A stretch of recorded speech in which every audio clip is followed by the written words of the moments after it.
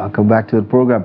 Time to get interactive on Daybreak. It's time where we give you an opportunity to be a part of the conversation on this particular segment by sharing your thoughts, your views, and your opinions about today's talking point. And as I did say, was Sunday alluded to earlier, we're talking about the lavish, opulent spending of the governors. Some of them, if not all of them, at some point.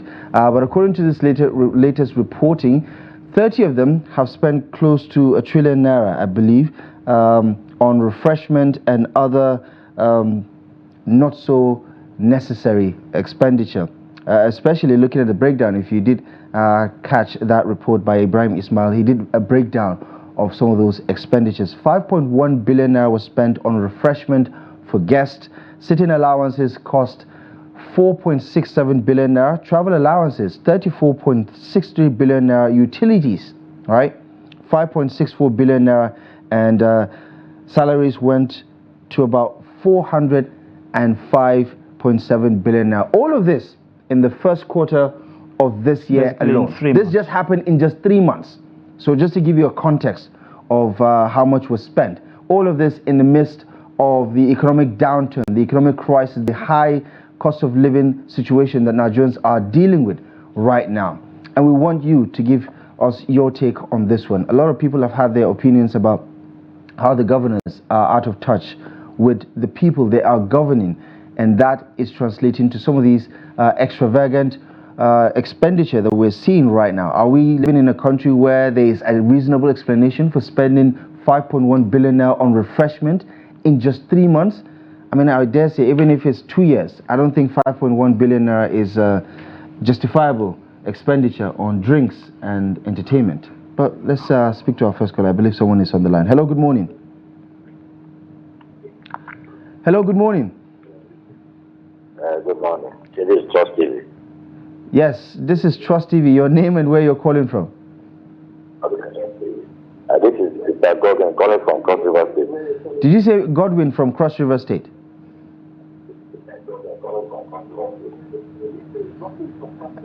Yes. Okay, please, Mr. Godwin, do me a favor, turn down the volume of your TV set and go ahead with your thoughts.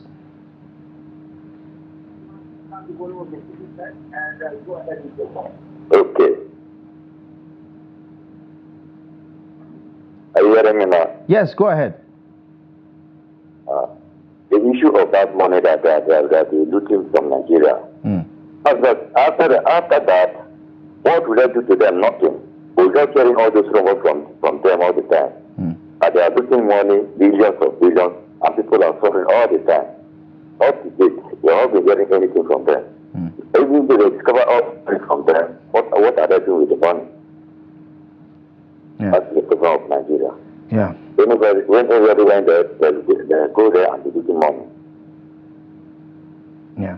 That is the problem of Nigeria. Yeah, and does this come as a surprise to you? I mean, you don't sound so surprised that they're spending that much in just 3 months. I think we've lost. What are they spending the money for? Yeah. Yeah, I think we're having a problem with our connection to Godwin, but thank you most kindly. We did get the gist of your contribution on this one. But also, there's something to be said, isn't it, about appropriations? Because one thing you can also allude to is the fact that this was actually appropriated. It was. The lawmakers sat and saw this, and they thought, yeah, there's nothing wrong with actually spending this much money on... You know, sometimes we don't make a good sense of what these things are, you know, until we can juxtapose the spending with what we could have done with that money. Exactly. Good morning, your name and where you're calling from. Hello?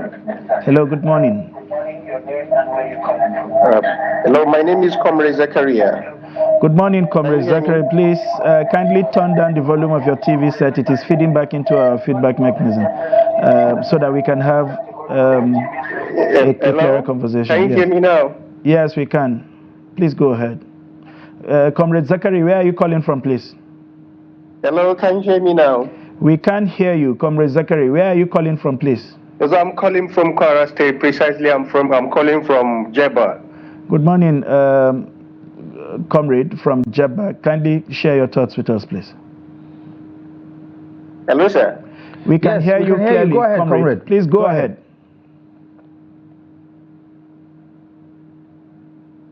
Okay, I think we can move on. You have multiple options there on your TV screen, the numbers, just in case sometimes the service can be quite tricky. So try the other one if you want to call back again, Comrade Zakaria, or anybody watching and wants to be a part of the conversation. In case you try one and it's not working, give it another try. Let's have a conversation. Hello, good morning, and welcome to Daybreak Interactive. Who's on the line and where are you calling from? I am Lazarus, and I'm calling from Kaduna State. Lazarus from Kaduna. Good morning, Lazarus. I mean, we just heard that report from Kaduna State about the investigation of the former governor and his expenditure. What do you make about this one? 30 governors spending close to ₦1 trillion in just 3 months on refreshment, travel allowance, sitting allowance, and the likes. Thank you very much. I really appreciate for this privilege. For the opt-in time, let me say that Trust TV has have risen in this country in this recent period I've been watching, and I want to give you commendation for that. Thank you so much for that. Your call-in programs. Thank you. Kaduna State, former Kaduna State governor, where we can start concerning his matter, I really don't want to know. But let me say some of the things that you have already mentioned in the studio there. And one of it is the enormous and bogus powers given to governors and then presidents. These powers, you know, there's nothing anybody can do about it until they become ex-governor or ex-president. They do whatsoever they want, so corruption continues. Now, the same House of Assembly, I can bet you that over 70% of those House of Assembly members, they were there present when he was there. They were the one who passed all this appropriation for him. Now they are the ones who are also probing him. That is why the former governor said that it is a joke. They are just joking. But if you look at the whole thing, it is even beyond that. The monies that this former governor has borrowed through this present governor, who was the senator then in charge of those who make those appropriations in the National Assembly, who give him that approval to borrow those monies to do projects in Kaduna State. I can tell you, come and see by yourself. Those projects are either half done or they just they did groundbreaking and then they left them like that up to today. And the governor is saying there's no money to continue. The contractor said they did not give them money. So where is the money they borrowed? Because L5 told us very open that these monies are meant for this project. They will begin and complete them. The one we are talking about now, if you call him to come now, I tell you the truth, this whole thing will just go from one corner to the other. At the end of the day, it will just die off. But I pray that this probe will go ahead until L5 will be nailed to be an example for other governors. Thank you very much. Thank you so much, Lazarus, and we really do appreciate you for your thoughts. And I couldn't disagree with him on all of the points that he had to make. And you can imagine we had to digress because he's calling from Kaduna, and you know, this also is an issue that is related with the governors when it comes to expenditure. But of course, at the heart of the conversation, this segment, we're talking about this lavish expenditure, 968.64 billion naira in just 3 months on refreshment, sitting allowance, and the likes. All right, good morning. Your name and where you're calling from.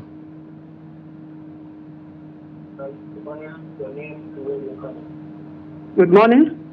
Good morning. Good morning. I'm calling from Kaduna. Another Kaduna caller. Good morning. Your name, please, and kindly turn down the volume of your TV set. My name is Francisca Felix. I'm calling from Kaduna. Lower it. Yeah. Go ahead, please. I'm watching the program. Yeah. Thank you. And what I see here, they are seeking for sitting allowance. As they are seeking for their sitting allowance, that's what they're supposed to do. When they sit for the allowance, they're not supposed to pay them because that's the work they signed them for. Yeah. So when we look around, soldiers and police, they are the ones suffering. Teachers suffering. They're supposed to pay them better huge amount of money. But all these people, they abandon them. Those working at the Senate seat, they pay them. Look at the listen I was watching. Say they sit for What did they sit for? Just for their distance, sitting down, refreshments, they debate, they pay them how much? How much did they use to sit down? That money is too much. When they reduce all this money, please, they use it to solve the problem of Nigeria. They use it to solve the problem of what we are facing now. Please, they should do something about it. The money they are paying them is too high. They should reduce it so that they use the money to solve other people's problem. People are suffering. So that is what I have to contribute. Thank you so much. Help Nigeria in Jesus' name. Amen. Thank you. Amen to that. And thank you so much for the prayer and thank you for the analysis. And a woman's perspective usually on these things are just like really, really spot on. And I was just thinking, as a breadwinner, to use the analogy, which our governors appear to be, right? The breadwinner. You don't go buy expensive clothing when your kids have not had something to eat. Your wife, is sick, and all of these things, right? And this is where it appears. They are the same people that are going to complain when the minimum wage is agreed upon that they cannot afford it, but they can afford to, spend 5.1 billion on refreshments. Interesting. It's just ironic. I have some thoughts, but we'll take the next caller. Good morning. Your name and where you're calling from.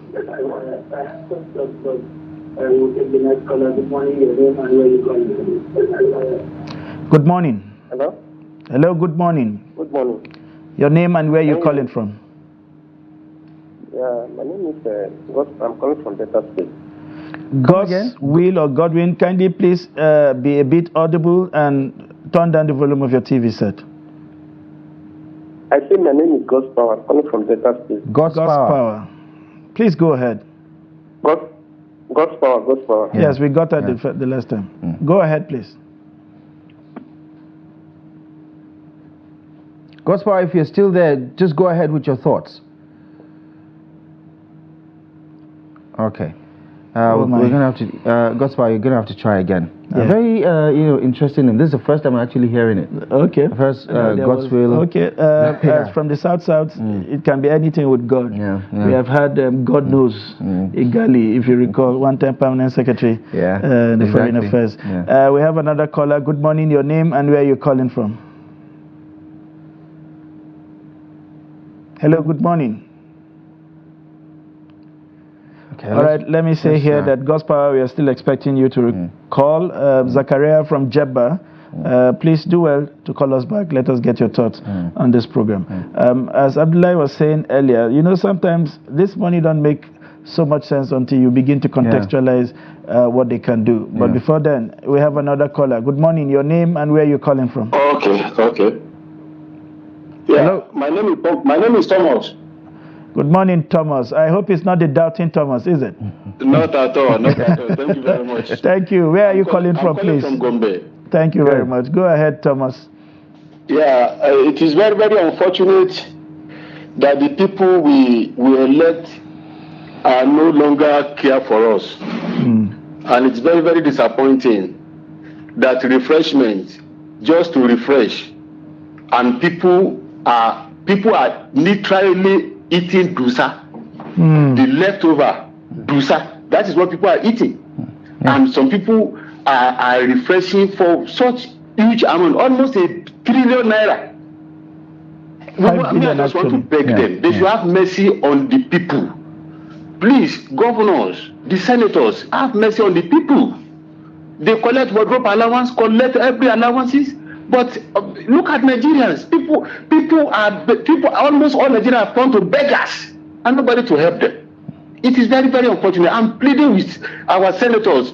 They also know their background. They have suffered before they get to that position. They should recall, they should remember that they have been there before. People should not die. People are causing them from their heart every day. My heart is bleeding.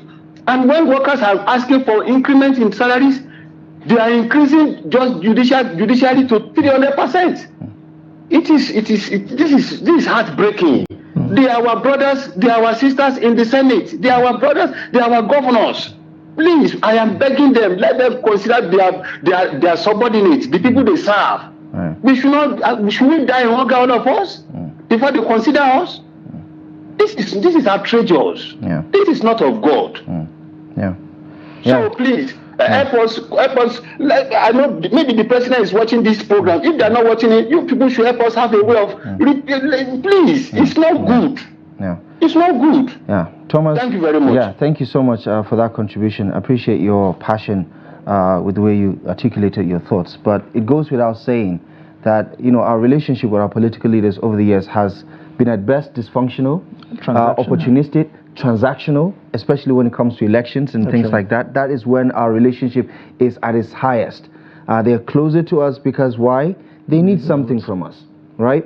And more often than not, the blame could go either way. The followership and the leadership. We all have, a share of responsibility. But this, in no way, shape or form, is something that is justifiable, especially in this austerity condition that we're dealing with right now. Hello, good morning. Hello, good morning. Welcome to the program. Yes, my name is Samuel. I'm calling from Kaduna. Samuel from Kaduna. Thank you so much for joining us, Samuel. Good morning. Go ahead. Good morning. I am so disappointed with what I'm seeing in the screen this morning. Honestly speaking, if these governors are spending such amount of money and they cannot be people who want to pay good minimum wage to workers, it is a very serious issue. I think this needs to be checked out. Yeah. Like the issue of a Rufai again. Honestly speaking, I know at the end of the day, you end up hearing that a Rufai is a free person. Because those legislative members, they were there when he was the governor. Yeah. They did not prove him, not until after he has left. It is now that they are, no, I think they need to checkmate all these things, please. And please let them use it as a scapegoat to other governors. Honestly speaking, I just wish them well. Yeah. Thank you so much for calling in. I appreciate you for your contribution. We were just talking about perspectives, and I was just playing with numbers in my head. If they had done about $1 trillion, remember we were just talking about 30 governors. There were no data for the other 6, plus the FCT. If you compute those, you'll be talking about well over $1 trillion for 1 quarter. If you cascade that to the end of the year, these governors may be doing well above 5 trillion naira by the end of the year. That is the size of the petroleum subsidy we could not sustain in this country. See? Yes, that's the cost. See? And guess what? They're actually making more now because the subsidy has been removed, so more allocations. That's the more reason why you see that these values are going up. If 30 governors could earn 405 billion naira, the question really is, how much are we allocating to the entire education sector? How much are we giving to health? How much are these governors spending in their various states in primary health care to supplement the cost of drugs, the cost of food, or to even beef up securities in their various states? So you can begin to imagine how much these governors can basically do if they cut down on this profligacy. What is the idea of one governor having over 50 cars on his convoy? More than 25 of those cars 300 senior special assistants. And half the time these governors are here in Abuja rather than their states. So it means everything they do here is practically paid for. They have guest houses, they never stay. They're practically in some of the choicest hotels in the city. These are ways to cut down on costs. We don't have to go out borrowing every time we need to finance something very little. And you can imagine how many classrooms we could build with this amount, for instance, in the alternative. How many healthcare centers we can put up? How many of those schools, like the ones, remember the detached thing where students were receiving classes, that we say almost every other community in Nigeria has one. Imagine how many schools just that 5.1 billion naira of refreshment can actually do.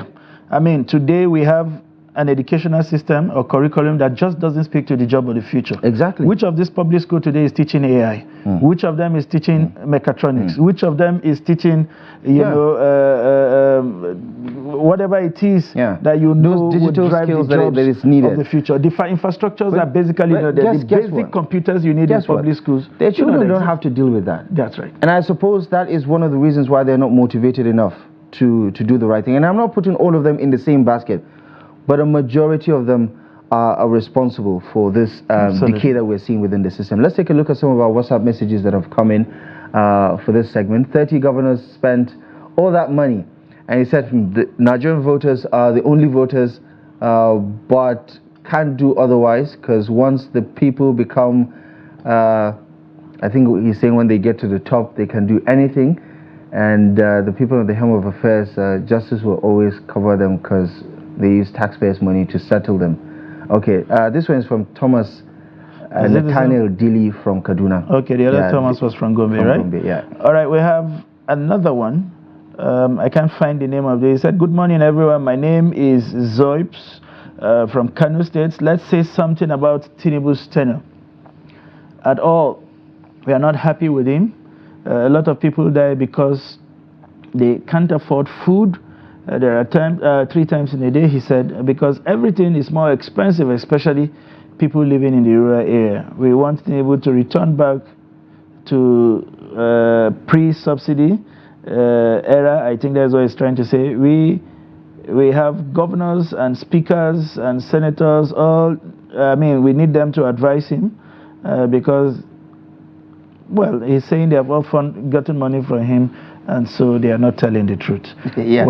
Well, okay. This time around, I think the president is, sitting by the side. We're focusing on the governors. Remember, the president had also mentioned to a group of persons last week. Yes. His comments were quite telling. They are quite. And I think he's not happy with what the governors have been doing. Absolutely. And with his frustration, I really like him to be a bit more vocal about it, because they have gotten a pass for so long that they get away with almost anything. And because of the way narratives are shaped, national newspapers and national media houses are so focused on the center that they basically just excuse these governors to do whatever they are doing. There are no emphasis. For contest's sake, whatever we earn in this country is shared 50-50 between the federal and the state, if not more to the state, because they also appropriate funds that are meant to go to the local government. We have another caller on the line. Good morning. Your name and where you're calling from. Yes. My name is Yakubu. Yakubu. Good morning. From Kwara. From Kwara? All right. Good morning, Yakubu. Yes, good morning, sir. How is Kwara this morning? I hope it also rained in Kwara. Fine. Everything is fine. Very well, thank you. My own is yes, sir. My own contribution is that sometimes I'm not supporting politicians. But sometimes we are the cause of our problem. When they allow them to vote for the right people, they will not vote. Instead, they will collect money and be voting wrong people. Just because of 5 naira or 15 naira, it will now lead them to 20 years, 50 years of suffering. So politicians, sometimes they are not the problem. We, this matter, we are the problem. Because of what? Vote buying. Vote buying, this is my brother, this is my this thing. That's what is causing most of this problem. And the big men, they are being serious with security men. So for that reason, they don't care about the masses. Who wins takes all. That's what's happening in Nigeria. If they can make a bill or a good people to come back to the country and make a country, then let them be paying their salary like other workers. Somebody that's working in the sun, in night, they will be taking peanuts. Why those people in the politics? They are doing nothing. They will collect a huge amount of money. This money now, they will now use it to be bribing people for rigging election for them. How do you think they will make it well? Ask them, the money they are paying, where do we get it back? If you don't see Nigerian money to make sure things are right for them. In fact, I'm annoyed, even I'm crying. What these our leaders are doing.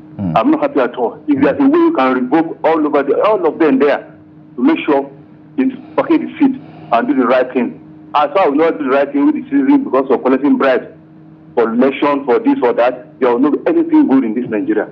I'm telling you the truth. Most of this money we are suffering like dollars today, they are hiding it. They are hiding most of this money in their various houses. And if you are not my brother, you are not giving me anything. Whatever you are doing is the right thing. If you are doing bad things, the fact you are giving me, you are doing the right thing. Masses are suffering. Nobody is happy. Please. Let us go. What's going to happen? Thank you, sir. Thank you very much for your contribution, and thank you for being honest also about it, because we were just talking about that, situating the problem properly. It didn't just start with just bad governance. It started with bad motivations for voting whoever it is that you voted for. It's either you sold that vote or you voted out of sentiment for religion or ethnic affiliations as well as connections, and it could lead you to bad choices. Absolutely. And when you make that bad choice, it becomes transactional, because especially a politician who feels like he paid for the vote, it's strictly business. Our business is done. So okay. Let's get back to WhatsApp then. All right, the immunity clause in the Constitution is seen as a major obstacle to tackling corruption, this scholar says, or rather, this writer. Governors who fail to pay workers a living wage and instead indulging in lavish spending, highlighting the need to reconsider the clause and ensure leaders are held accountable for their action. This is random from Kefi, and I can't. I mean, I hope his name is not random. I don't want to believe his name is random, but anyway, right. Random. Thank you for the message. Moving on.